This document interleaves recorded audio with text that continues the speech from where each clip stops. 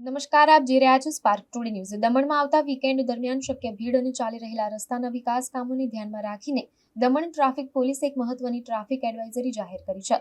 લોકો અને સહેલાણીઓને સુવ્યવસ્થિત પ્રવાસ સુનિશ્ચિત કરવા માટે આ એડવાઇઝરી હેઠળ મોટા દમણ, જંપોર, દેવકા અને બસ સ્ટેન્ડ વિસ્તાર માટે વૈકલ્પિક માર્ગોની સૂચના આપવામાં આવી છે।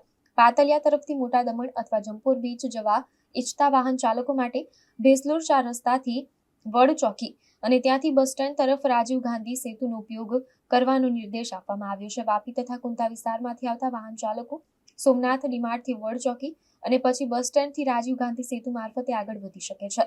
નારગોલ અને મોહનગામ જંબુરી તરફથી આવતા પ્રવાસીઓ માટે બામણપૂજા કોસ્ટલ હાઈવે જંકશનથી ઢોલર જંકશન અને ત્યાંથી જંપોર બીચ તરફ જવા માટે ડાબી બાજુ વળવાની સલાહ આપવામાં આવી છે। નાની દમણ અને દેવકા બીચ તરફ જતા વાહન ચાલકો માટે Magarwada 6 crossing, Kachchhigam garden, રીંગણવાડા road અને વડ ચોકી દ્વારા નાની દમણ અને દેવકા તરફ જવાની માર્ગદર્શા આપવામાં આવી છે।